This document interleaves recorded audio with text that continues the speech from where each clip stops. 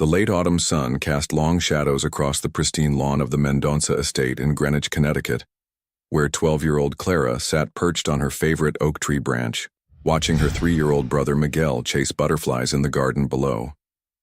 Her heart swelled with affection as he stumbled, giggled, and pushed himself back up, his dark curls bouncing with each determined step. "Be careful, Miguel," she called out, even though she knew he was perfectly safe on the soft grass. The little boy looked up at her with those big brown eyes that never failed to melt her heart, waving enthusiastically. "Clara, come play," he shouted, his childish voice carrying across the manicured landscape. She was about to climb down when she heard the familiar click of heels against marble flooring, coming from the open terrace doors. Elisa, her father's girlfriend, emerged wearing one of her signature designer outfits, phone pressed firmly against her ear.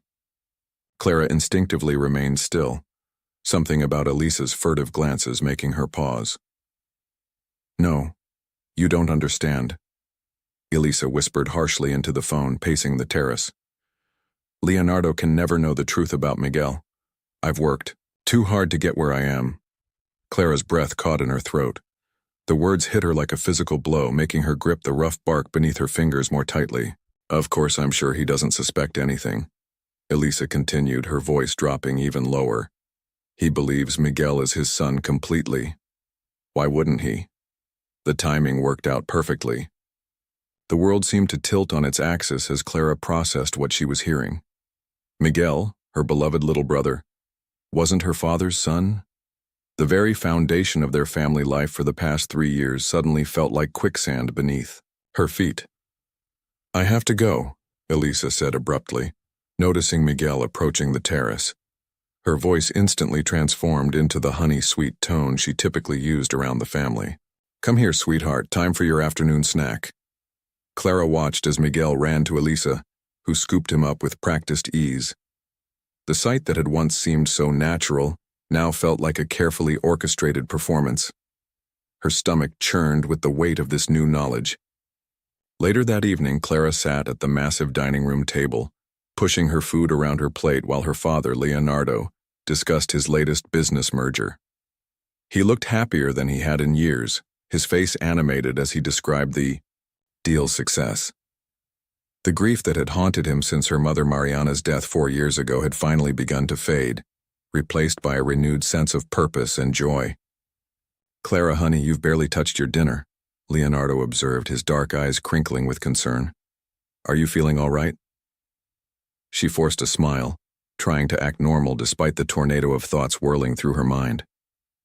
"I'm fine, Dad. Just tired from soccer practice." Elisa reached across the table, her perfectly manicured hand touching Leonardo's arm in a gesture of concern that now seemed calculated to Clara. Maybe she should skip practice tomorrow if she's not feeling well. "No," Clara said too quickly, earning surprised looks from both adults. "I mean, I'm fine, really.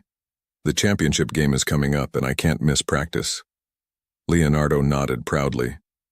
"That's my girl, always dedicated." Clara caught Elisa's slight frown before it smoothed into her usual pleasant expression. How had she never noticed these subtle shifts before?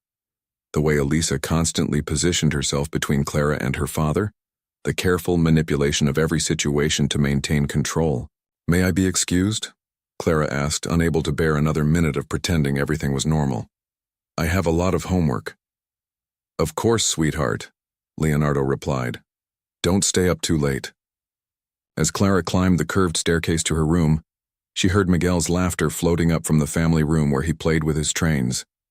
The sound that usually brought her joy now filled her with an aching sadness. What would happen to him when the truth came out? Because it had to come out, didn't it?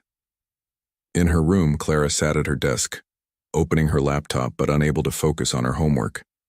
Instead, her mind raced through memories of the past 3 years, examining them in a new light. The way Elisa had appeared in their lives shortly after her mother's death, first as her father's executive assistant, then gradually becoming more. The convenient announcement of her pregnancy, just as Leonardo had begun to emerge from his grief. The way she had orchestrated every major family decision since then. Clara's eyes drifted to the photo on her desk, her mother Mariana's smiling face captured in mid-laugh during their last family vacation. "What would you do, Mom?" she whispered, touching the frame gently. "How do I protect Dad and Miguel without destroying everything?" A soft knock at her door startled her from her thoughts. "Clara?" Leonardo's voice called out. "Can I come in?" "Sure, Dad," she answered, quickly opening her textbook to appear busy. Leonardo entered, sitting on the edge of her bed. In the warm lamplight, Clara could see the silver threading through his dark hair at the temples, new lines around his eyes that spoke of both joy and sorrow. "You know you can talk to me about anything, right?" The words she needed to say burned in her throat, but fear held them back. What if he didn't believe her? What if telling him destroyed the happiness he'd finally found? What if it meant losing Miguel? "I know, Dad," she managed instead, hating herself a little for the lie. "I'm just stressed about school and soccer, nothing major." Leonardo studied her face for a moment longer, and Clara wondered if he could see the truth hiding behind her eyes. Finally, he nodded and stood, dropping a kiss on top of her head. "Get some rest, sweetheart. Things always look better in the morning." As her father's footsteps faded down the hallway, Clara turned back to her mother's photograph. "I'll figure this out, Mom," she promised quietly. "I'll find a way to protect them both." Outside her window, the autumn wind whispered through the trees, carrying with it the weight of secrets and the promise of change. Clara knew that from this moment forward, nothing would ever be the same. The truth she'd discovered would either strengthen their family or tear it apart completely. The responsibility of that knowledge settled heavily on her young shoulders as she began to plan her next move, determined to uncover the full extent of Elisa's deception before confronting her father with the truth that would shatter their carefully constructed world. The following week unfolded like a carefully choreographed dance, with Clara watching Elisa's every move through new eyes. Each morning brought fresh observations that only deepened her suspicions. During breakfast, she noticed how Elisa expertly deflected Leonardo's casual questions about her past, steering conversations toward future plans or Miguel's latest achievements. "Remember that time Miguel said his first word?" Leonardo reminisced one morning, pouring his coffee. "He looked just like me, scrunching up his face before saying Dada." Elisa's smile flickered for just a moment before stabilizing. "He certainly takes after you in so many ways," she replied smoothly, but Clara caught the subtle tension in her shoulders. Clara spent her days at Greenwich Academy trying to focus on her classes, but her mind constantly wandered to the weight of the secret she carried. During lunch period, she sat alone in the school library, researching on her laptop instead of joining her friends in the cafeteria. "DNA testing," she typed into the search bar, then quickly cleared it. The thought of actually proving her suspicions made her stomach churn. What would such proof do to her father? To Miguel? After school, Clara lingered at soccer practice longer than necessary, dreading the return home where she'd have to maintain her facade of normalcy. Coach Richards noticed her distraction during drills. "Everything okay, Mendonça?" he asked, as she repeatedly missed shots she usually made effortlessly. "You seem off your game today." Clara adjusted her ponytail, buying time to compose herself. "Just tired, Coach. I'll do better." The real challenge came during family dinners, where every interaction felt loaded with hidden meaning. Clara watched as Elisa masterfully wove herself deeper into their lives, making herself indispensable to Leonardo's daily routine. "I've rescheduled your board meeting for Thursday," Elisa mentioned casually over dinner. "The London office preferred that timing, and I know how important this merger is." Leonardo beamed at her. "What would I do without you?" "Probably miss half your meetings," Elisa teased, but Clara heard the calculated note of self-satisfaction in her voice. One evening, while helping Miguel with his bath, Clara felt the full weight of her dilemma. The little boy splashed happily in the bubbles, creating elaborate stories with his rubber ducks. "Look, Clara, this one's swimming to save his family," Miguel declared, making one duck rescue another. Clara's throat tightened. "That's very brave of him," she managed, watching her brother's innocent play. The bond between them felt more precious and fragile than ever. Later that night, unable to sleep, Clara crept downstairs for a glass of water. Voices from her father's home office made her pause in the darkened hallway. "I'm thinking of proposing," Leonardo was saying to someone on the phone. "It's time to make it official, don't you think?" Clara's heart dropped to her stomach. She pressed herself against the wall, straining to hear more. "Yes, I know it's only been 3 years since Mariana," Leonardo continued, his voice softening at the mention of Clara's mother.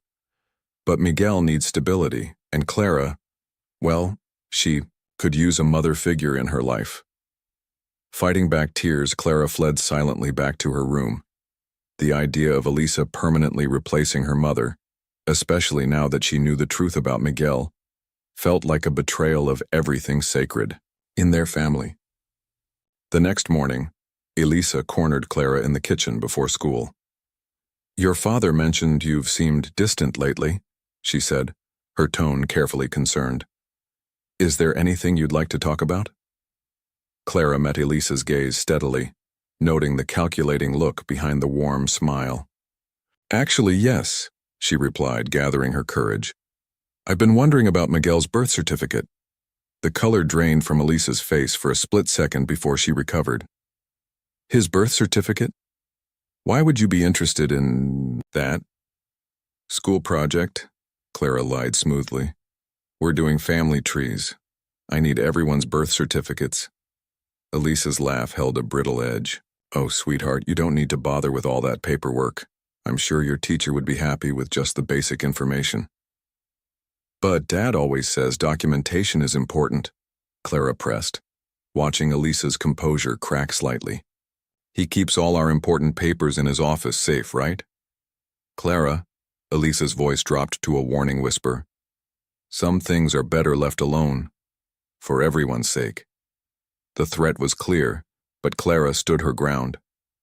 "Like phone conversations about Miguel not being Dad's son?" The coffee mug in Elisa's hand clattered against the counter. For a long moment, the two stared at each other, the pretense of familial affection completely stripped away. "You don't know what you're talking about," Elisa finally said, her voice ice cold. "And if you care about your father's happiness, about Miguel's future, you'll keep your imagination to yourself." "Is everything okay in here?"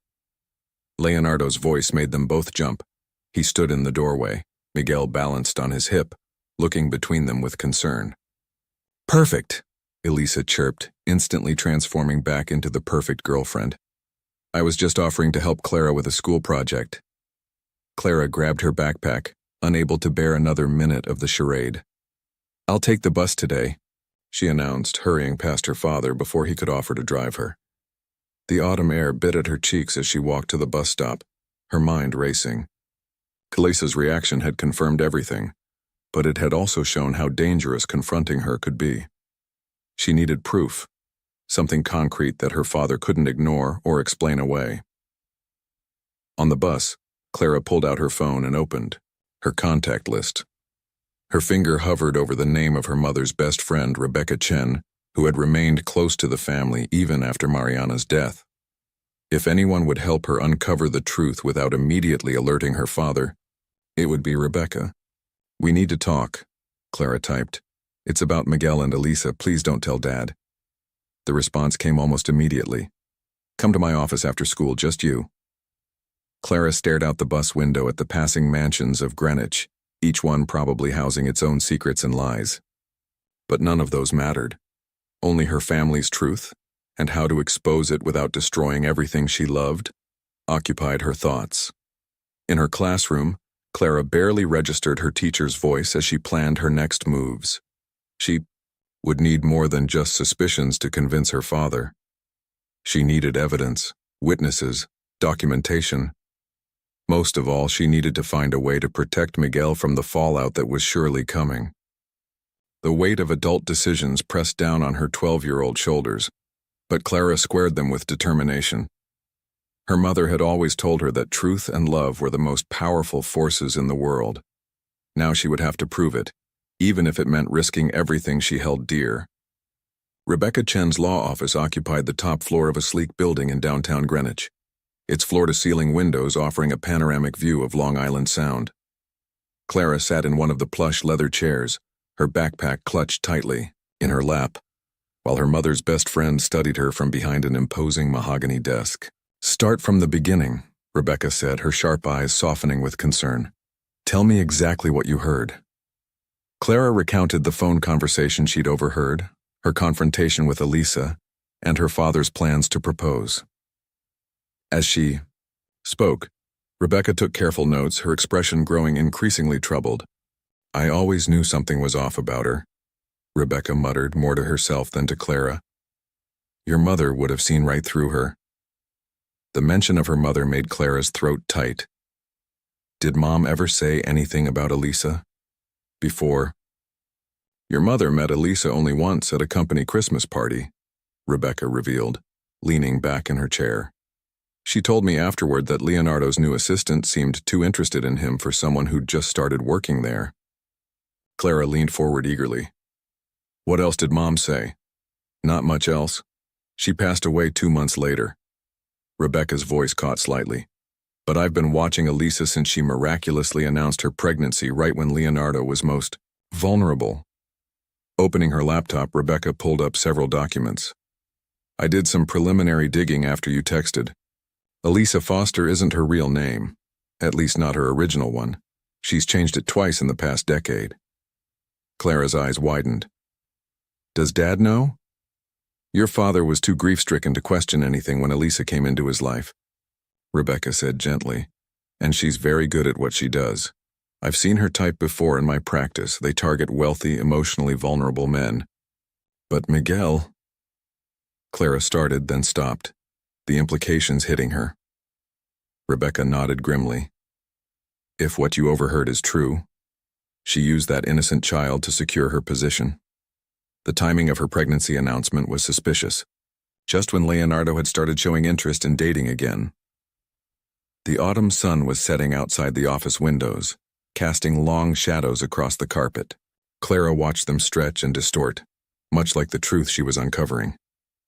"I need your help," Clara said finally. "I can't prove any of this on my own, and Dad won't believe me without evidence." Rebecca was already reaching for her phone. "I have a private investigator I trust. He can look into Elisa's background, find out where she really came from, and maybe even locate Miguel's biological father." "No," Clara exclaimed, surprising them both with her vehemence. "I mean, yes. To investigating Elisa, but Miguel's father? What if he tries to take Miguel away?" Rebecca's expression softened. "You really love your little brother, don't you?" "He is my brother," Clara insisted fiercely. "It doesn't matter who his biological father is." "You sound just like your mother." Rebecca smiled sadly. She had such a strong sense of justice but also of compassion. A knock at the office door interrupted them. Rebecca's assistant poked her head in. "Ms. Chen, your next appointment is here." Rebecca nodded, then turned back to Clara. "Give me a few days to gather information. In the meantime, act normal around Elisa. Don't let her suspect we're investigating." On the drive home, Rebecca's words tumbled through Clara's mind. The setting sun painted the sky in shades of orange and purple, reminding her of evenings spent watching sunsets with her mother. What would Mariana think of all this?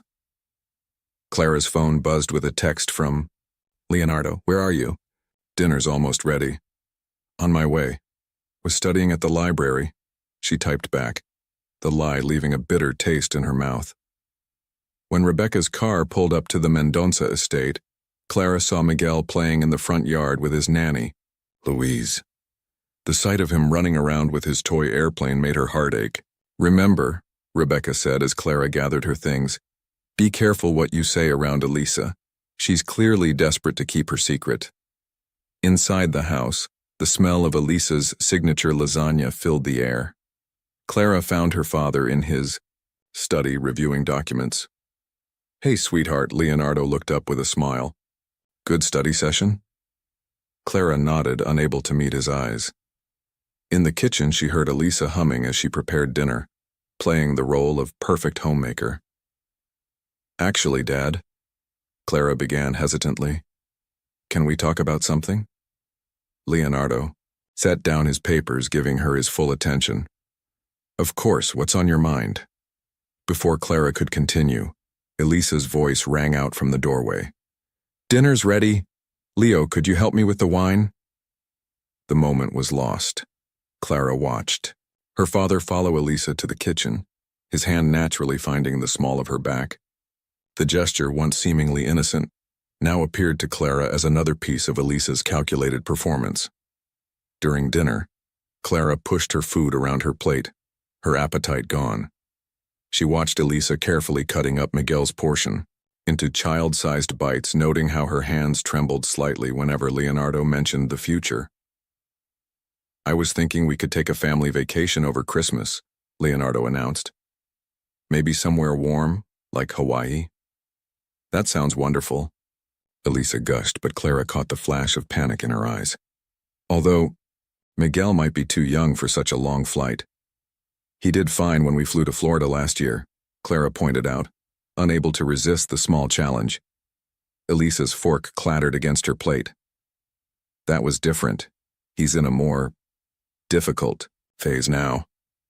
We can discuss the details later, Leonardo said smoothly, clearly missing the tension between them. After dinner, Clara helped with the dishes, deliberately taking her time. When Leonardo went to put Miguel to bed, she finally had a moment alone with Elisa. I know what you're doing, Elisa said quietly, aggressively scrubbing a pot. You think you can drive a wedge between your father and me?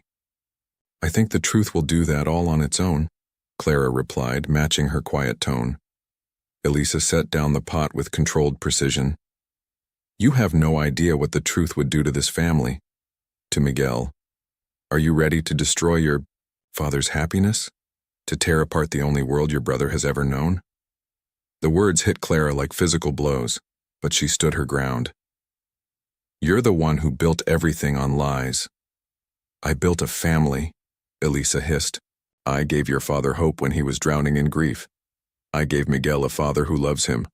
What have you done except try to ruin it all? Footsteps on the stairs made them both fall silent. Leonardo appeared in the kitchen smiling. Miguel's asking for his big sister to read him a bedtime story. Clara fled upstairs, grateful for the escape. In Miguel's room, surrounded by his stuffed animals and nightlights, she could almost pretend everything was normal. Read the one about the lost puppy, Miguel requested sleepily, curling into her side. As Clara read, her voice steady despite her churning emotions, she made a decision. Rebecca was right. They needed proof of Elisa's deception. But they also needed a plan for what would happen after the truth came out. Because Elisa was right about one thing. The truth would change everything. Later that night, Clara lay awake in her bed, her laptop open to a private message from Rebecca. Found something. Meet me tomorrow after school. Bring your father's old photos of Elisa if you can find any. Clara stared at the message, her heart pounding. Whatever Rebecca had discovered, there would be no turning back once she knew. The weight of that responsibility pressed down on her, but she thought of Miguel's innocent face, of her father's trusting nature, of her mother's belief in truth and justice. Tomorrow would bring them one step closer to unraveling Elisa's carefully constructed lies. Clara only hoped their family would survive the fallout. The next afternoon, Clara sat in Rebecca's office again, this time surrounded by scattered photographs and documents. Her hands trembled as she held up an old newspaper clipping from Phoenix, Arizona, dated 5 years ago. The grainy photo showed a younger Elisa, then known as Elizabeth Winters, standing next to another wealthy businessman at a charity gala. She's done this before, Rebecca said quietly, spreading out more evidence across her desk. 3 times to be exact. Each time she got close to a wealthy, vulnerable man. Each time there was a child involved. Clara's stomach lurched. What happened to the other children? Rebecca pulled up several files on her laptop. The first time in Phoenix, she claimed pregnancy, but conveniently lost the baby once. She'd secured a significant settlement. The second time in Boston, she actually had a child, a little girl, but left her with the father when a better opportunity came along. She abandoned her own daughter? Clara whispered, horrified. According to my investigator, the girl is living happily with her father and stepmother in Massachusetts. Rebecca paused, studying Clara's reaction. But Miguel's case is different. He's not the biological child of any of the men she targeted. Clara leaned forward. What do you mean? Miguel was born in a small hospital in Nevada, Rebecca explained, pulling up a birth certificate. His original birth certificate lists his mother as Elizabeth Foster, one of Elisa's aliases, but the father's section is blank. 3 months later, a new birth certificate appeared in Connecticut, listing Leonardo as the father. The implications hit Clara like a physical blow. She falsified his birth certificate? It gets worse, Rebecca continued grimly. 2 weeks before Miguel was born, Elisa was working as an assistant to Richard Carlton, a real estate developer in Las Vegas. She'd been positioning herself to become his wife, but something went wrong. She disappeared overnight only to resurface here in Greenwich 3 months later. Clara's mind raced. That's when she started working for Dad. Exactly. And within 6 months, she announced her pregnancy with Miguel, who was already 3 months old at the time. Rebecca's expression hardened. She's not just a con artist, Clara. She's committed serious fraud. The weight of this information pressed down on Clara's chest. We have to tell Dad. We will, Rebecca assured her, but we need to be strategic. Elisa's proven she'll do anything to maintain her position. If we confront her without proper preparation, she might run and take Miguel with her. The thought of losing Miguel made Clara feel physically ill. What do we do? First, we secure copies of all this. Evidence in multiple safe places, Rebecca said, her lawyer instincts taking over. Then A knock at the door interrupted them. Rebecca's assistant burst in looking panicked. Ms. Chen, Mrs. Foster is here. She's demanding to see you. Clara's blood ran cold. Through the glass walls of Rebecca's office, she could see Elisa in the reception area, her usually perfect appearance slightly disheveled, her eyes wild. Hide these, Rebecca commanded, quickly gathering the documents. Clara, take your backpack and go into my private bathroom. Don't make a sound. Clara slipped into the bathroom just as she heard Elisa's voice in the office. Through the door, their voices came in muffled but clear enough. I know she's been coming to see you, Elisa was saying, her voice trembling with barely controlled rage. What lies has she been telling you? If you're referring to Clara, yes, she came to me. With concerns, Rebecca replied coolly. As her mother's best friend and the family's lawyer, I'm obligated to investigate those concerns. You have no right. Elisa's voice rose. You're interfering in private family matters. Actually, I have every right, Rebecca countered. I have a fiduciary duty to protect Leonardo's interests, and his children's. A sharp laugh from Elisa. His children? Is that what this is about? You think you're protecting them? I think the truth has a way of coming out, Mrs. Foster. Or should I say, Ms. Winters? Or perhaps you prefer Elizabeth Manning from your time in Boston? The silence that followed was deafening. When Elisa spoke again, her voice had dropped to a dangerous whisper. You don't know what you're dealing with. On the contrary, I know exactly what I'm dealing with. The question is, do you? Because right now, you're looking at multiple counts of fraud, not to mention potential criminal charges for falsifying government documents. Clara heard the sound of a chair scraping across the floor. You're bluffing. Would you like to test that theory? Rebecca's voice remained steady. I have copies of every identity you've created, every man you've targeted, every child you've used as a pawn, including your daughter in Boston. She's better off without me, Elisa snapped. They all are. I give these men what they want, a chance to play hero, to save the damsel in distress and her innocent child. Everyone gets what they want. Except the children, Rebecca said quietly. What about them, Elisa? What about Miguel? A sharp intake of breath. Miguel is happy. Leonardo loves him. Clara loves him. Isn't that what matters? What matters is the truth, Rebecca replied. Leonardo deserves to know. Miguel deserves to know his real history, even if that knowledge is painful. You'll destroy everything. Elisa's voice cracked. Is that what Mariana would have wanted? Her family torn apart? Don't you dare speak her name. Rebecca's voice turned to ice. Mariana valued truth above all else. She would never have allowed her family to live a lie. The sound of heels clicking across the floor. This isn't over. No, Rebecca agreed. It's just beginning. I suggest you think very carefully about your next move, Mrs. Foster, because I promise you running isn't an option this time.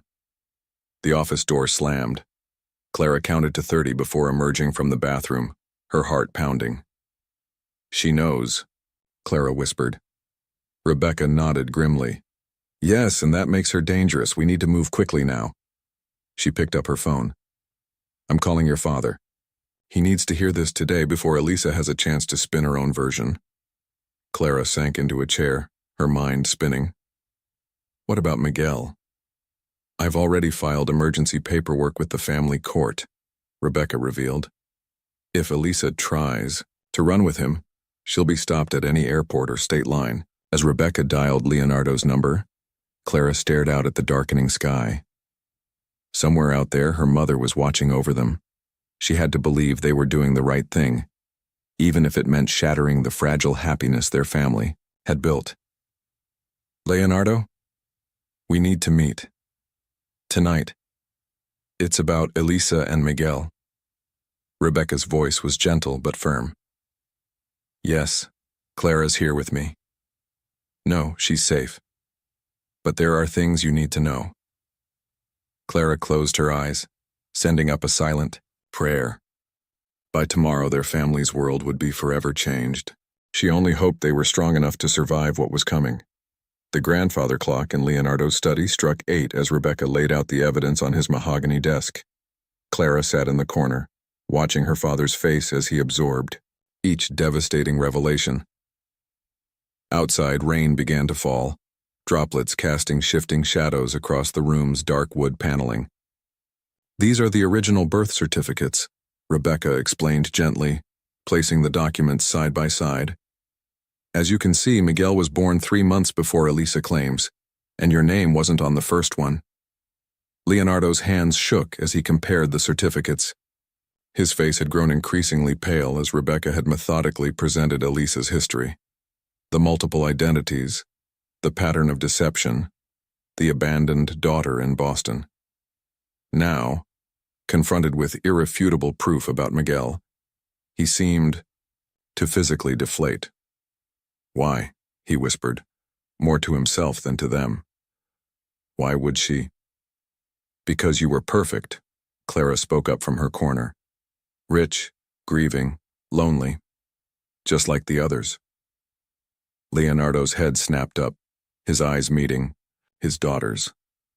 The pain she saw there made her want to take back her words, but they both knew she was right. The others? He repeated hollowly. How many? 3 that we know of, Rebecca answered, her voice professional but kind. Richard Carlton in Las Vegas was the last, right before she came here. She disappeared from his life when she was already pregnant with Miguel. Leonardo pushed back from his desk abruptly, standing to pace the room. Miguel, he said, his voice cracking. My son. Not my son. Dad, Clara rushed to him, wrapping her arms around his waist. He is your son. Maybe not by blood, but in every way that matters. Leonardo's arms encircled her automatically, but his mind seemed far away. I should have known, he muttered. All those times she avoided questions about the pregnancy, about her past. I was so caught up in the idea of a second chance at happiness. She's very good at what she does, Rebecca interjected. She's had years of practice manipulating vulnerable men. Don't blame yourself, Leo. A sharp knock at the study door made them all jump. Elisa's voice came through, tight with controlled panic. Leo, why is your car still at the office? The nanny said you came home hours ago. Leonardo stiffened, his arms tightening around Clara.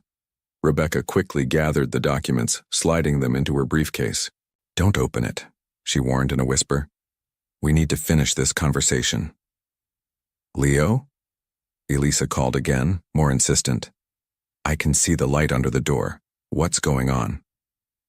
Leonardo gently disentangled himself from Clara, squaring his shoulders. I have to face her, he said quietly. I need to hear her try to explain this. Before Rebecca could protest, he strode to the door and yanked it open. Elisa stood there in her designer dress, perfect makeup slightly smeared from the rain, her eyes widening as she took in the scene. Rebecca's briefcase, Clara's defensive posture, Leonardo's devastated expression. What is she doing here? Elisa demanded, pointing at Rebecca. Leo, whatever she's told you. Is it true? Leonardo cut her off, his voice dangerously quiet. Is Miguel my son? The color drained from Elisa's face. For a moment she seemed to consider lying, but something in Leonardo's expression must have told her it was pointless. He's yours in every way that matters, she said finally, echoing Clara's words, but with a desperate edge. You love him. He loves you. Isn't that enough? Enough? Leonardo's laugh was bitter. You used an innocent child to con your way into my life. You've been lying to me from the moment we met. Was anything real? Elisa took a step forward, reaching for him. My love for you is real. My love for our family. Don't, Leonardo recoiled from her touch. Don't call us that. We're not a family. We're your latest mark. That's not true. Elisa's composure cracked. Yes, I came here with a plan. Yes, I used Miguel. But what we built together, what we could still have, that's real? Real? Rebecca interjected coldly. Like what you built with Richard Carlton or David Manning in Boston?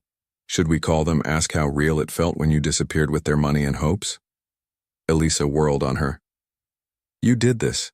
You and that meddling child. She pointed at Clara.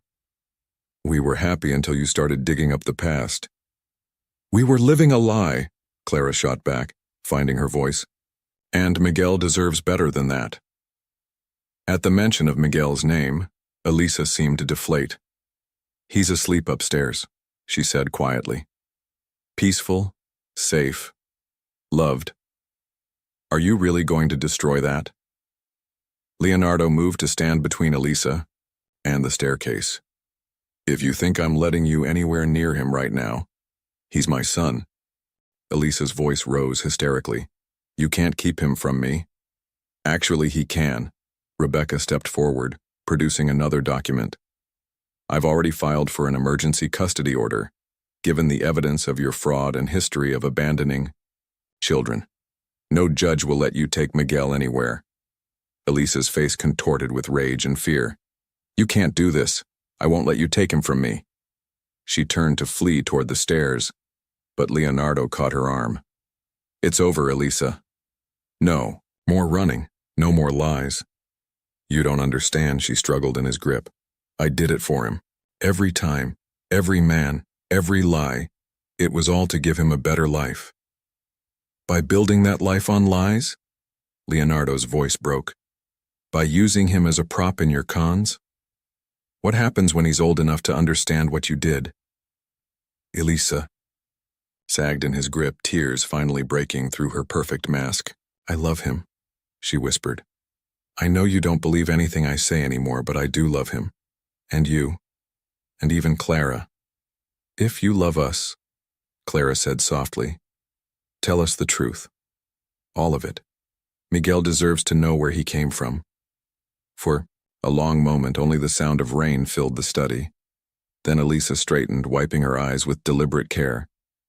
His father was a man I met in California, she began, her voice hollow. A nobody with big dreams and empty pockets. When I got pregnant, he wanted nothing to do with us. I promised myself then that my child would have everything. Money, status, a real family. So I created one. By stealing other people's dreams, a family? Leonardo asked bitterly. By making them love a child you were planning to take away? By giving him a father who could provide the life he deserves, Elisa countered. You're twice the father his biological father could ever be. That wasn't your choice to make, Rebecca interjected. You played with people's lives, their Hearts. A small voice from the doorway stopped them all cold. Mommy, why is everyone yelling? They turned to find Miguel standing there in his dinosaur pajamas, clutching his favorite stuffed bear. His big brown eyes were wide with confusion and fear. The sight of him, innocent, unknowing, caught in the web of adult deceptions, seemed to break something in all of them. Elisa let out a choked sob. Leonardo's face crumpled. Clara rushed to her brother kneeling before him. Everything's okay, buddy, she soothed, pulling him into a hug. We're just having a grown-up talk. Over Miguel's head, she met her father's anguished gaze. In that moment, she knew they were thinking the same thing. How do you protect a child from a truth that could shatter his world? As if reading their thoughts, Rebecca spoke quietly but firmly. It's late. Miguel needs to sleep. We can continue this tomorrow, with lawyers present and proper arrangements made. Leonardo nodded slowly, never taking his eyes off his son, because regardless of blood, that's what Miguel was. Clara, take him back to bed, please. As Clara led Miguel away, she heard Elisa's broken whisper. Let me say goodnight to him. Please. No, Leonardo's voice was final. You've lost that right. Tomorrow we'll discuss arrangements through our lawyers. Tonight, you need to leave. Clara paused at the top of the stairs, watching as her father's world completed its collapse. But even as everything fell apart, she felt a strange sense of peace. The truth was out now, painful as it was. Whatever came next, at least they would face it honestly. In Miguel's room, she tucked him back into bed. His innocent questions, about the arguing adults already forgotten in his sleepy haze. As she kissed his forehead, she made him a silent promise. No matter what happened next, she would make sure he always knew he was loved. Truly, honestly, and unconditionally. The morning after Elisa's departure dawned cold and gray over Greenwich. Clara woke early to find her father sitting in the kitchen, still wearing yesterday's clothes, staring into an untouched cup of coffee. Dark circles shadowed his eyes, suggesting he hadn't slept at all. Did she leave? Clara asked softly, sliding onto a stool beside him. Leonardo nodded, his voice rough. Around midnight, Rebecca's associate is having her followed to make sure she doesn't try to. He couldn't finish the sentence, the fear of Elisa attempting to take Miguel still too raw. He's still sleeping, Clara offered, knowing her father's thoughts. I checked on him before coming down. Leonardo's hands tightened around his coffee cup. How do I tell him, Clara? How do I explain to a 3-year-old that his mother... He trailed off, overwhelmed by the magnitude of the task ahead. Before Clara could respond, Louise, Miguel's nanny, arrived for her usual morning shift. She paused in the doorway, sensing the tension. Mr. Mendonça, is everything all right? Mrs. Foster's car isn't in the driveway. Louise? Leonardo straightened, his business instincts taking over. We need to talk. There are going to be some changes. While Leonardo took Louise into his study to explain the situation, Clara began, preparing Miguel's favorite breakfast, dinosaur-shaped pancakes with chocolate chips for eyes. She needed to keep things as normal as possible for her little brother, even as their world shifted beneath their feet. The house phone rang, startling her. She answered it to find Rebecca on the line. Clara, put your father on, please. It's urgent. He's talking to Louise right now. What's wrong? A heavy pause. Elisa's been busy. She's already contacted several media outlets threatening to expose what she calls Leonardo Mendonça's abuse of power and attempt to steal her child. She's spinning quite a story. Clara's stomach dropped. But we have proof of what she did. Yes, but she's playing the victim card skillfully. Single mother, powerful businessman, custody battle. It's catnip for certain types of journalists. We need to get ahead of this. Leonardo emerged from his study looking even more exhausted. Clara handed him the phone wordlessly, watching his face darken as Rebecca explained the situation. Get our PR team on it, he ordered, and call Richard Carlton in Las Vegas. If he's willing to go on record about what she did to him. He stopped as Miguel's voice drifted down from upstairs. Daddy? Clara? Where's Mommy? Leonardo covered the phone's mouthpiece, looking at Clara with panic in his eyes. Clara squeezed his arm reassuringly. "I'll go. Take care of the PR stuff." Upstairs, she found Miguel sitting in his bed, lower lip trembling. "Mommy always helps me pick my clothes." Clara sat beside him, pulling him into a hug. "How about we pick them together today? We can choose your favorite superhero shirt." As she helped Miguel dress, Clara's phone buzzed repeatedly with notifications. Her social media feeds were already filling with speculation about her family. News traveled fast in Greenwich's wealthy circles, and Elisa had clearly wasted no time spreading her version of events. "Clara?" Miguel's small voice pulled her attention back. "Is Mommy mad at us?" The innocent question broke her heart. "Nobody. Mommy just needs some time away right now. But you know what? You have me and Daddy and Louise, and we all love you so much." Downstairs, they found Leonardo ending his call with Rebecca. Louise was preparing Miguel's breakfast, maintaining an admirable facade of normalcy. "The vultures are circling," Leonardo muttered to Clara as Miguel settled at the table. "Rebecca's calling an emergency hearing for this afternoon. We need to establish legal custody before Elisa tries anything else." "What about school?" Clara asked. "Everyone's already talking." Leonardo ran a hand through his disheveled hair. "Take the day off. I want you both here where I can see you." Throughout the morning, their phones kept ringing. Leonardo's business associates, social connections, even Clara's friends' parents. Everyone wanted details about the scandal brewing in the Mendonça household. Around noon, Rebecca arrived with another woman, Dr. Helena Martinez, a child psychologist specializing in family trauma. "We need to be very careful how we handle this with Miguel," Dr. Martinez explained, watching the little boy play with his trains in the family room. "At his age, he doesn't fully understand the concept of biological parentage. What he needs most right now is stability and reassurance."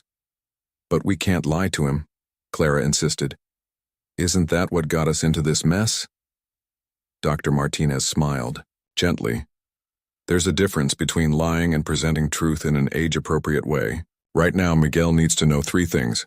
He is loved, he is safe, and none of this is his fault." Leonardo nodded, but his attention was drawn to the TV news playing silently in the background. Elisa's face filled the screen, tears streaming, as she spoke to reporters outside a courthouse. Rebecca quickly changed the channel. "She's playing this perfectly," she admitted grudgingly. "The tearful mother fighting to keep her child. We need to be very careful how we respond." "I don't care about public opinion," Leonardo snapped. "I care about protecting my son." "Your son?" A bitter voice came from the doorway. They turned, to find Thomas Foster, Elisa's father, standing there with a court officer. "Mr. Foster," Rebecca stepped forward. "This is private property." "Nothing's private anymore," Thomas spat. "Not since you people decided to destroy my daughter's life." He thrust a paper at Leonardo. "We're seeking emergency custody of our grandson." Leonardo's face went white with fury. "You have no right." "I have every right," Thomas shouted. "That boy is my blood." "My daughter made mistakes, but she doesn't deserve to lose her child to some rich man's vendetta." Miguel's scared cry cut through the tension. Clara rushed to him, covering his ears as the adults' voices rose. "Get out," Leonardo commanded. "Any communication goes through our lawyers." "This isn't over," Thomas warned as the court officer urged him toward the door. "That boy belongs with his real family." After they left, Leonardo collapsed onto the couch, head in his hands. "How did everything fall apart so fast?" Dr. Martinez spoke up. "This is exactly why we need a stable, unified front. Miguel is picking up on all this tension. He needs his remaining family strong and focused on his well-being." Clara sat beside her father, Miguel clinging to her like a lifeline. "We're stronger together," she reminded him. "Mom always said that." Leonardo looked at his children, one by blood, one by choice, both equally his. "Rebecca, what's our next move?" "The emergency hearing is in 3 hours. The judge will want to establish temporary custody arrangements." Rebecca checked her phone. "And I've just heard from my contact in Boston." David Manning is willing to testify about Elisa's history of fraud. What about Miguel's biological father? Clara asked. Could he cause problems? My investigator is tracking him down, Rebecca assured them. But given that he signed away his rights before Miguel was born, he'd have a hard time claiming them now. Dr. Martinez interrupted gently. While the legal issues are important right now, Miguel needs routine. Perhaps we could focus on lunch, normal activities? Clara seized on this practical suggestion. Hey, Miguel, want to help me make your, special space rocket sandwich? As she led Miguel to the kitchen, she heard the adults continuing their strategic discussion. Outside, reporters had begun gathering at the estate's gates. Their world had become a fishbowl overnight, but Clara was determined to maintain a bubble of normalcy for her brother. In the kitchen, she helped Miguel arrange cucumber slices like rocket boosters on his sandwich, making whooshing noises that drew giggles from him. For a moment, he was just a happy 3-year-old again, untouched by the adult chaos swirling around him. Clara? He asked as she cut the sandwich into triangles. Are we still a family? She hugged him close, feeling his small heart beating against hers. Always, buddy. Different than before maybe, but always a family. Through the window, she could see dark clouds gathering, promising more rain. A storm was coming, both, literally and figuratively. But they would weather it together, protecting what mattered most, the love that had made them a family in the first place, regardless of blood or biology. As if reading her thoughts, Leonardo appeared in the doorway, freshly showered and changed. He wore the determined expression Clara recognized from major business deals. Ready for lunch, troops? We've got a big afternoon ahead. Clara nodded, understanding the double meaning. They were going to fight. For Miguel, for their family, for the truth. And this time, they would do it together. The Greenwich County Courthouse loomed before them, its granite steps crowded with reporters and photographers. Leonardo gripped Clara's hand tightly as they pushed through the media gauntlet, Rebecca leading the way while their security team formed a protective barrier around them. Mr. Mendonça, is it true Elisa Foster falsified Miguel's birth certificate? Clara, how long did you know about your stepmother's deception? Any comment on the allegations of psychological abuse? The questions flew like arrows, but they pressed forward, heads down. Louise had stayed home with Miguel, transforming his playroom into a fortress of fun to distract him from the chaos. Clara's phone buzzed in her pocket, probably another update from the nanny about her brother's activities. Inside the courthouse, Rebecca guided them to a private conference room. The hearing's in 30 minutes. Leo, remember what we discussed. Stay calm no matter what Elisa or her family says. Clara, you'll wait here with my assistant. But I want to testify, Clara protested. I'm the one who discovered exactly why they'll try to paint you. As a vindictive stepdaughter, Rebecca cut her off gently. We need to protect you from their attacks. Before Clara could argue further, the conference room door opened. Richard Carlton, Elisa's former target from Las Vegas, entered with his lawyer. The real estate developer looked exactly like his photos. Tall, distinguished, and carrying the same haunted look Clara had seen in her father's eyes. Leonardo, Carlton extended his hand. I wish we were meeting under better circumstances. Thank you for coming, Leonardo replied, shaking his hand firmly. Your testimony could make all the difference. Carlton's face hardened. When Rebecca told me Elisa had done it again, and with a child this time, I had to help. She nearly destroyed my life, but at least I discovered the truth before. Before she trapped you completely, Leonardo finished, like she did to me. The difference is you actually love Miguel, Carlton observed. I can see it in your eyes. That's what makes her actions even more despicable this time. A knock at the door announced David Manning's arrival from Boston. The software entrepreneur looked younger than Carlton, but just as determined. My daughter still asks about Elisa sometimes, he said without preamble, even though she was only with us for 8 months. The weight of Elisa's pattern of destruction hung heavy in the room. Clara watched these successful, powerful men brought low by the same woman who had nearly destroyed their family. but something kept nagging at her. "Did she ever mention Miguel's real father?" she asked suddenly.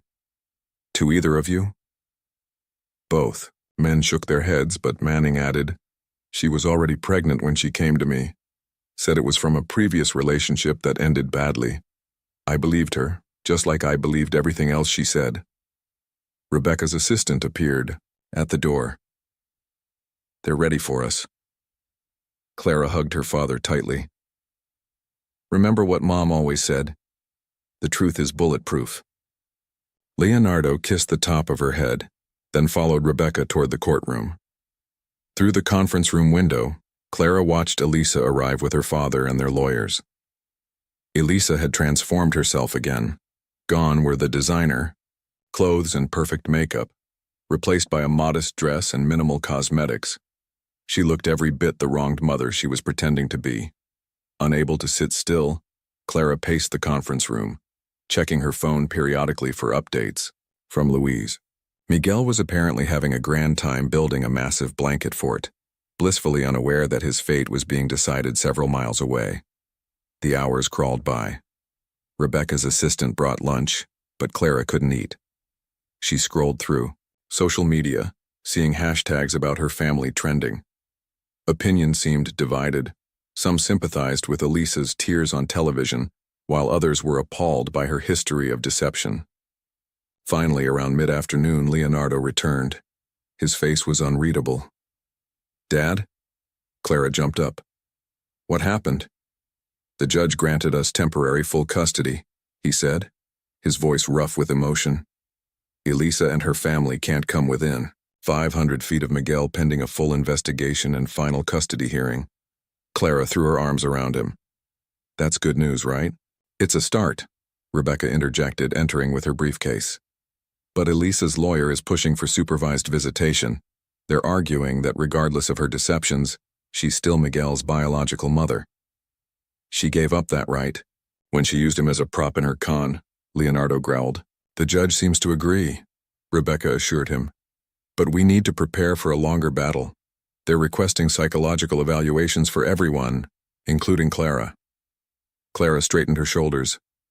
"I'll do whatever it takes." "There's something else," Leonardo said quietly. Rebecca's investigator found Miguel's biological father. The room went still. Clara's heart pounded. "Where is he?" "San Diego," Rebecca answered. "His name is Daniel Wright. He's a surfing instructor, owns a small beach shop, never married, no other children." "Does he know about Miguel?" Clara whispered. "He knew Elisa was pregnant," Rebecca confirmed. "She told him she'd lost the baby. He never questioned it. Said she disappeared right after telling him, and he assumed she wanted a clean break." Leonardo sank into a chair. "What if he wants to claim his rights now?" "He can try," Rebecca said firmly, "but he signed them away before Miguel was born. More importantly, he abandoned Elisa during her pregnancy. No judge will look favorably on that." A commotion in the hallway drew their attention. Through the glass, they saw Elisa engaged in what appeared to be a heated argument with her father. "I won't do it," she was saying. "He's my son." "Be realistic, girl," Thomas Foster shot back. "You've lost the upper hand. If you want any chance of access to Miguel, you need to play this smart." Clara couldn't hear Elisa's response, but her father's next words carried clearly. "Then you'll lose him completely. Is that what you want?" Elisa's face crumpled.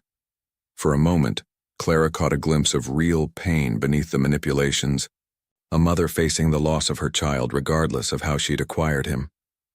"We should go," Rebecca urged. "Louise needs to get home to her own family, and Miguel will want to see you." They exited through a back entrance, avoiding the media still camped out front. In the car, Clara leaned against her father's shoulder, emotionally drained. "Do you think she really loves him?" she asked quietly. "Miguel, I mean." Leonardo was silent for a long moment. "I think she loves him the only way she knows how. But love isn't enough. He needs stability, honesty, a family he can trust.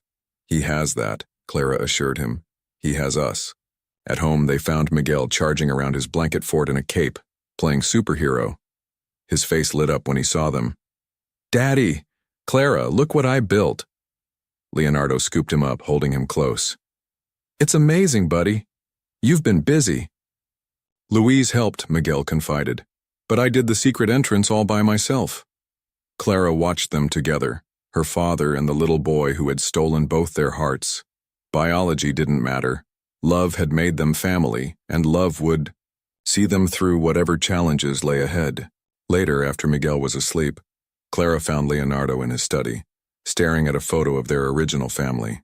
Him, Mariana, and a much younger Clara. "Mom would be proud of you," she said softly, "for fighting for Miguel, for choosing love over anger." "I keep thinking about what she'd say," Leonardo admitted, "about all of this. She'd say what she always said. That family isn't about blood. It's about choice. We choose to love each other, choose to stand by each other, choose to be honest with each other." Leonardo pulled her into a hug.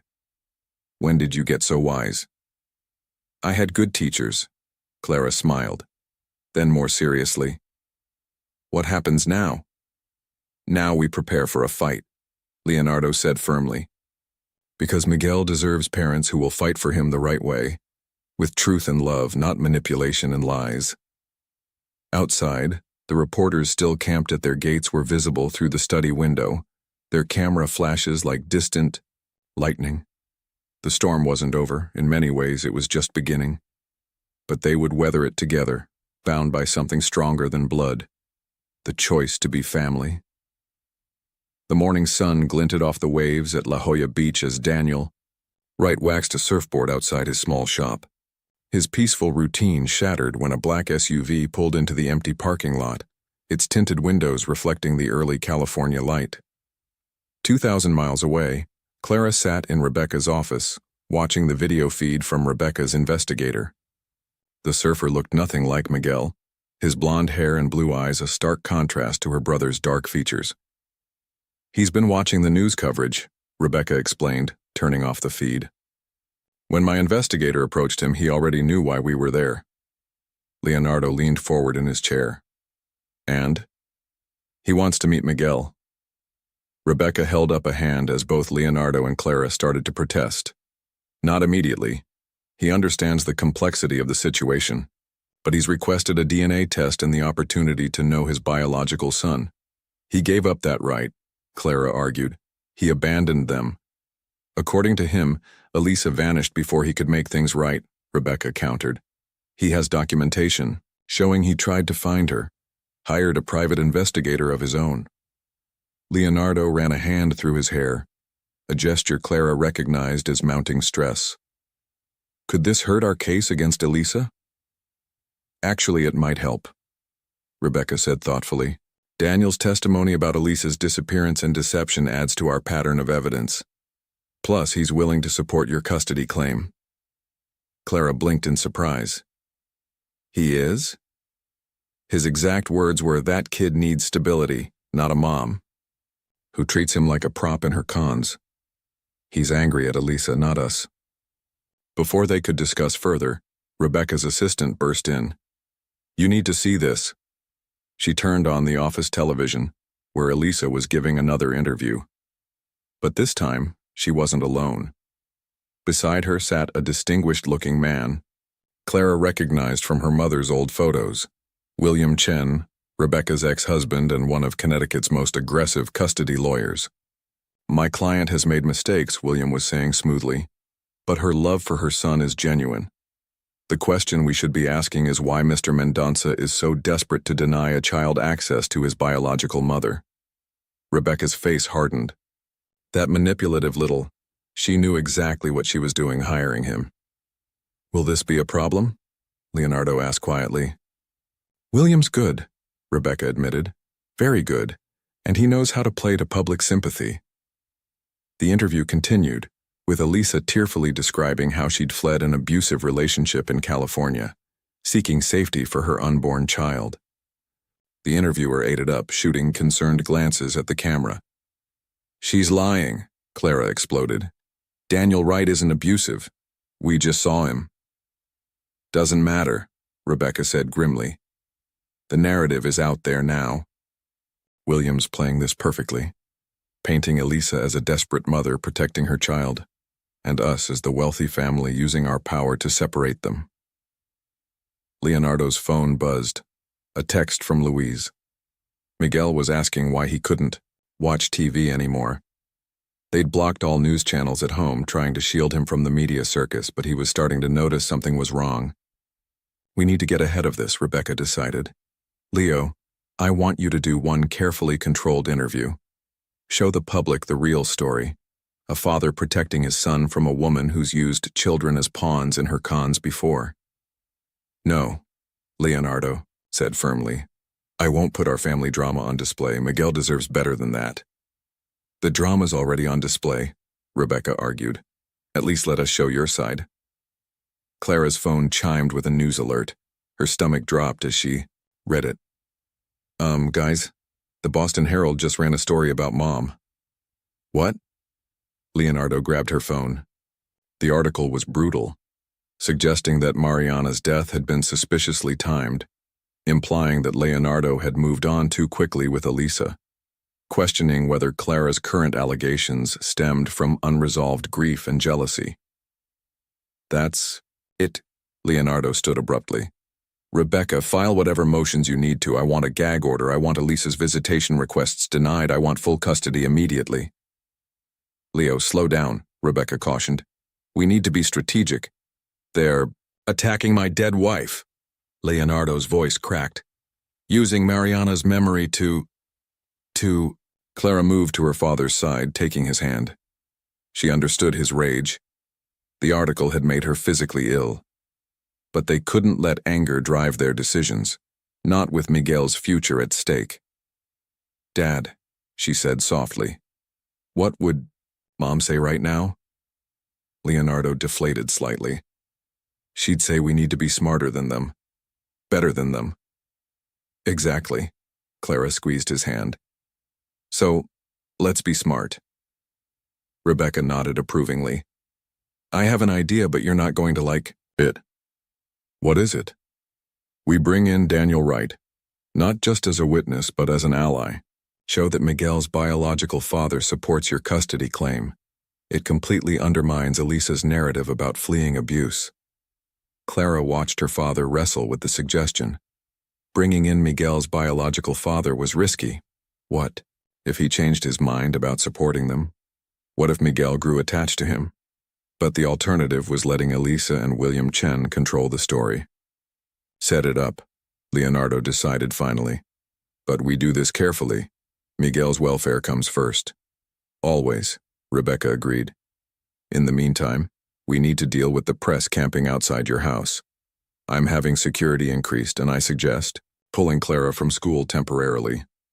No way, Clara protested. I'm not hiding. Sweetheart, Leonardo began, but Clara cut him off. Miguel needs normalcy right now. If I suddenly disappear from school, he'll know something's really wrong. Besides, my friends have my back. It was true. Clara's closest friends had formed a protective barrier around her at school, shutting down gossip and blocking reporters who tried to approach her. Her soccer team had even worn Family is Love headbands at their last game, a silent show of support that had made her cry. She's right, Rebecca conceded. But we need to prepare for William's next move. He's going to request a psychological evaluation of your whole family. Let him, Clara said firmly. We have nothing to hide. Leonardo's phone buzzed again. Another text from Louise. Miguel was asking when Mommy was coming home. The question hung heavy in the air. How do you explain to a 3-year-old that his mother had used him as a pawn in an elaborate con? That the woman who tucked him in every night had built their entire relationship on lies? I should get home, Leonardo said quietly. He needs me there. We'll reconvene tomorrow, Rebecca agreed. My investigator is flying Daniel Wright in next week. That gives us time to prepare Miguel for meeting him. If he agrees to meet him, Clara pointed out, we're not forcing Miguel to do anything. He doesn't want to do. Leonardo smiled proudly at his daughter. No, we're not. We're going to be honest with him, age appropriately, and let him have a voice in decisions that affect his life. As they left Rebecca's office, Clara caught a glimpse of the ongoing TV interview. Elisa was crying again, William Chen's arm around her supportively as she begged for access to my baby boy. The performance made Clara's blood boil, but she forced herself to stay calm. They had truth on their side. They had love on their side. And soon they'd have Miguel's biological father confirming Elisa's lies. The tide was turning. They just had to stay strong enough to ride out the storm. In the car, Clara's phone lit up with a text from an unknown number. Her heart stopped when she read it. "Tell your father to drop this fight, or everyone will learn what really happened the night your mother died." Clara stared at the message, her hands shaking. What did Elisa know about her mother's death? Or was this just another manipulation, another lie to add to the pile? She glanced at her father, focused on driving through the media gauntlet outside Rebecca's office. Should she show him the text? Or would it only add to his burden? The weight of secrets pressed down on her once again. But this time, she wasn't carrying them alone. Whatever Elisa was implying about her mother's death, they would face it together, as a family. Clara stared at her laptop screen in her darkened bedroom, the threatening text message from Elisa glowing ominously on her phone beside her. For 3 days she'd carried the weight of that threat, unsure whether to share it with her father. Now, at 2 a.m, she was deep in research about her mother's accident. The official report was straightforward. Mariana Mendonca's car had skidded on a rainy night, crashing into a guardrail on the Merritt Parkway. She'd died instantly. But something about Elisa's text gnawed at Clara's conscience. What could she possibly know? A soft knock interrupted her thoughts. "Clara?"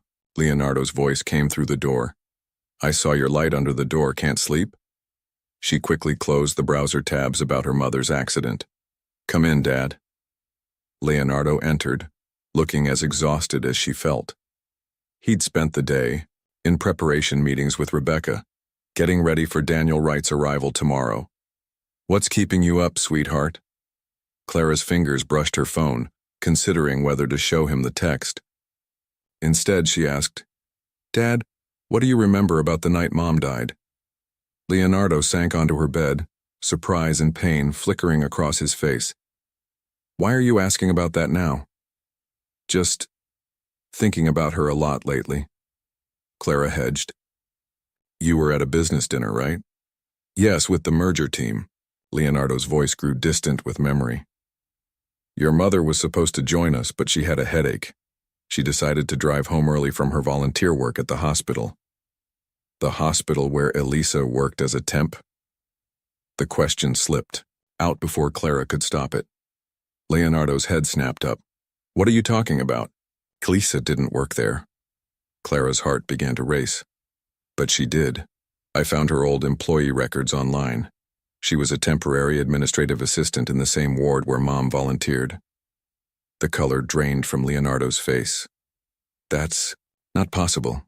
She came to the company 6 months after—" 3 weeks, Clara corrected quietly. "She started at your company 3 weeks after Mom died. But she'd been at the hospital for 2 months before that."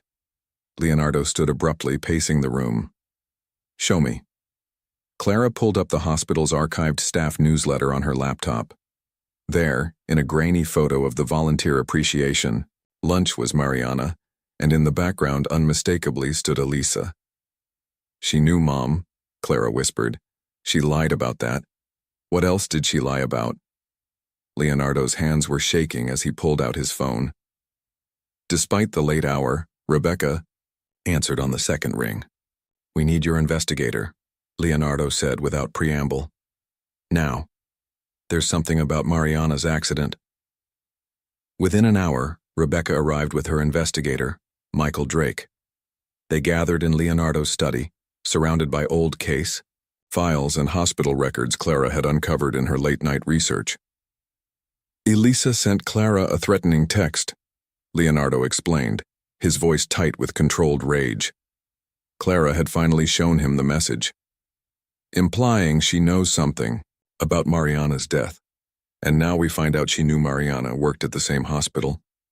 "This changes everything," Rebecca said grimly. Michael, I want every second of that night reconstructed. Hospital security footage, traffic cameras, witness statements, everything. Already on it, Drake typed rapidly on his laptop. But here's something interesting. Elisa's personnel file shows she called in sick the day after Mrs. Mendonca's accident. Didn't return to work for a week. Could be coincidence, Rebecca cautioned, but her expression was troubled. There's more, Clara spoke up. She pulled up another document.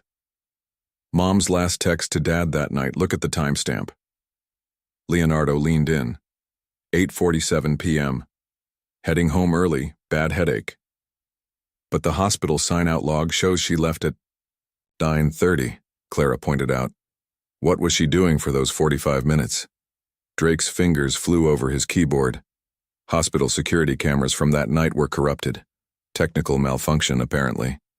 Convenient, Rebecca muttered. A small sound from the doorway made them all turn. Miguel stood there in his pajamas, clutching his bear.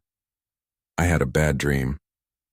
The adults quickly shifted gears, Drake closing his laptop as Leonardo went to scoop up his son. Want to tell me about it, buddy? Miguel buried his face in Leonardo's neck. I dreamed Mommy was crying. She said she had to go away forever. Clara watched her father's face crumple slightly. How much had Miguel picked up on? How much did his subconscious understand about the upheaval in his life? Remember what we talked about? Clara moved to join them. Sometimes grown-ups need to spend time apart to figure things out. But Dad and I are here and we love you so much. Forever and ever? Miguel asked in a small voice. Forever and ever, Leonardo confirmed. No matter what. After Leonardo took Miguel back to bed, Rebecca turned to Clara. We need to move carefully here. If Elisa had anything to do with your mother's accident, she'll be desperate. Clara finished. More dangerous than ever.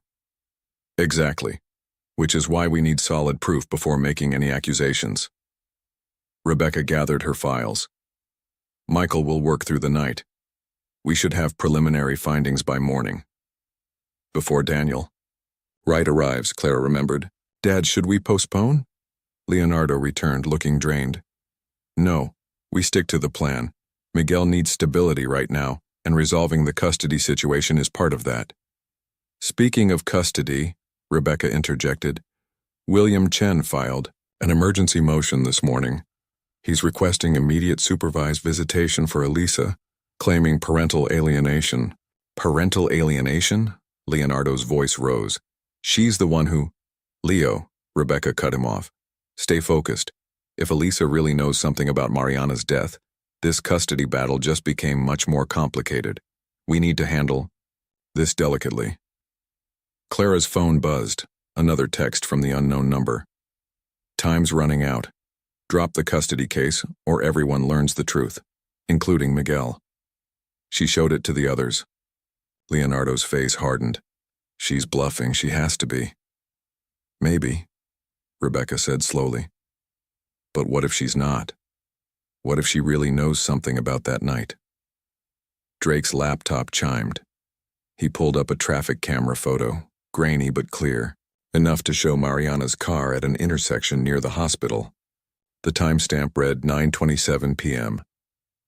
Look at the passenger seat, he said quietly. They leaned in. There, barely visible through the rain-streaked window, was a second figure in Mariana's car. Enhancement software will take a few hours, Drake explained. But based on the hair color and build… It's Elisa, Clara breathed. Mom wasn't alone that night. The implications hung heavy in the air. Leonardo gripped the back of his chair, knuckles white. If she was in that car and if she had anything to do with… We need proof, Rebecca said firmly. Hard evidence, not just speculation. Michael, keep digging. Clara, forward those texts to my investigator. Leo, try to get some sleep. Tomorrow's going to be challenging enough with Daniel Wright's arrival. But sleep seemed impossible now.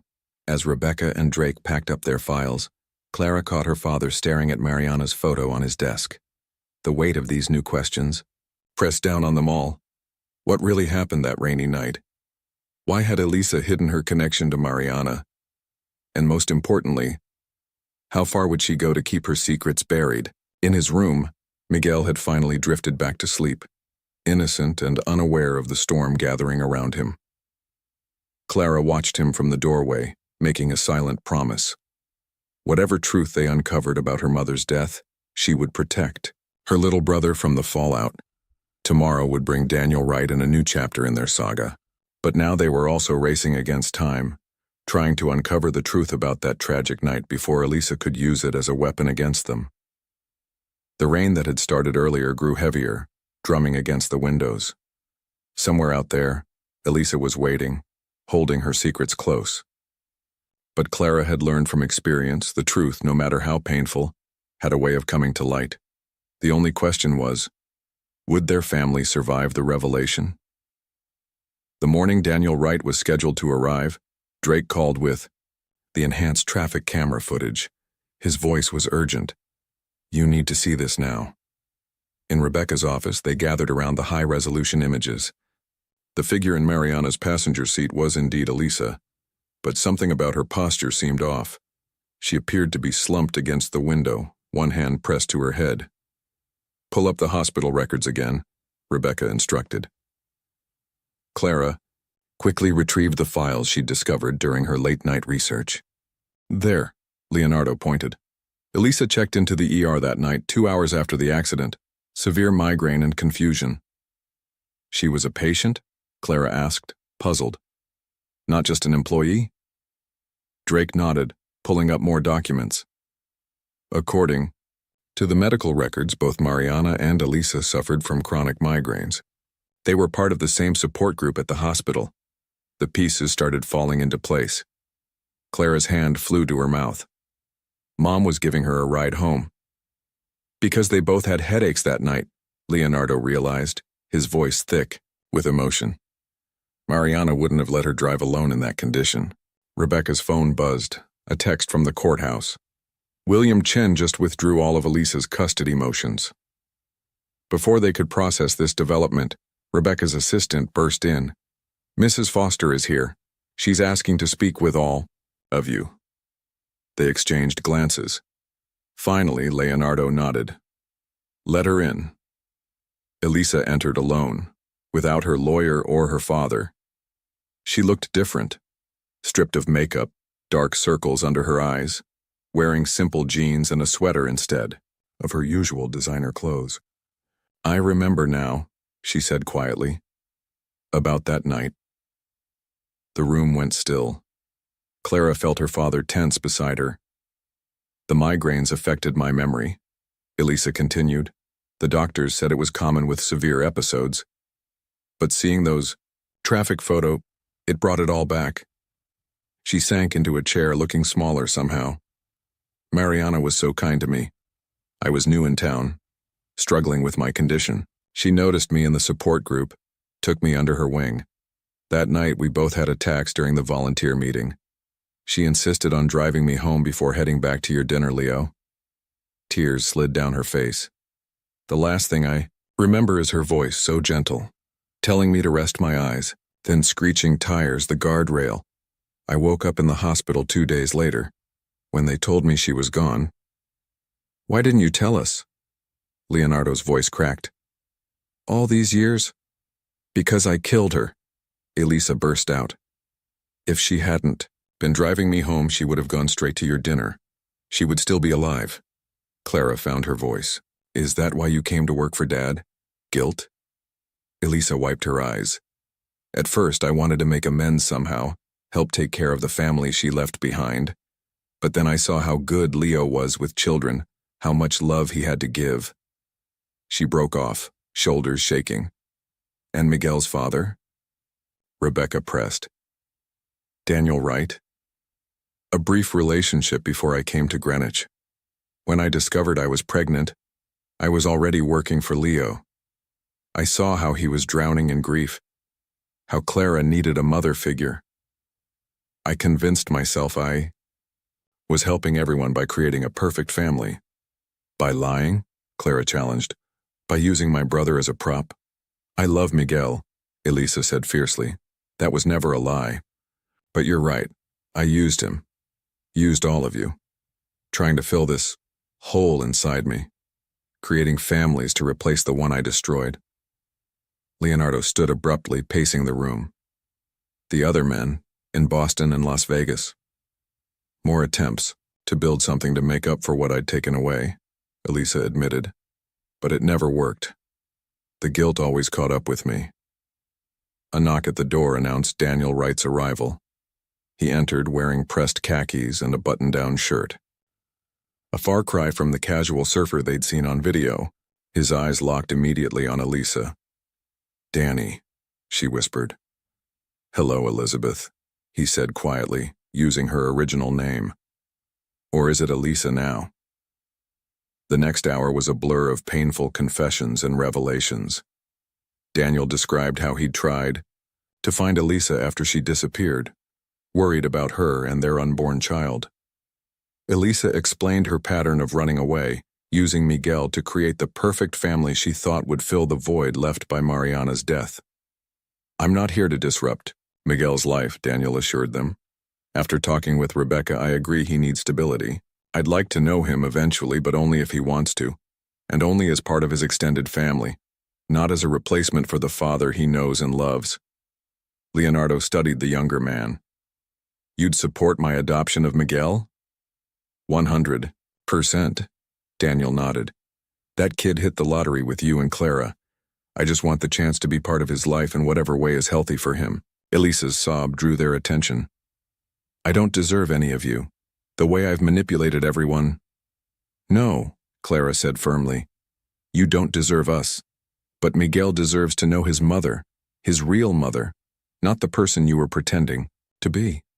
If you're willing to be honest from now on to get help for your guilt and your compulsion, I've already started therapy, Elisa interjected. After William Chen withdrew from the case, I realized I needed to face the truth. About everything. Rebecca had been taking notes throughout the conversation. Now she spoke up.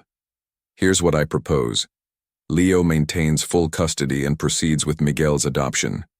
Elisa agrees to continued therapy and supervised visitation, gradually increasing if she maintains honesty and stability. Daniel gets reasonable visitation rights as Miguel's biological father, implemented slowly and carefully with the guidance of Dr. Martinez. And the truth about Mom? Clara asked. About that night? I'll make a full statement to the police, Elisa said quietly. Clear the record about the accident. Mariana died trying to help someone in need, that's who she was. Her memory deserves the truth. Leonardo cleared his throat. Speaking of truth, Miguel's been asking questions. He deserves answers, age-appropriate ones, about his family. All of his family, Daniel added. Blood and chosen.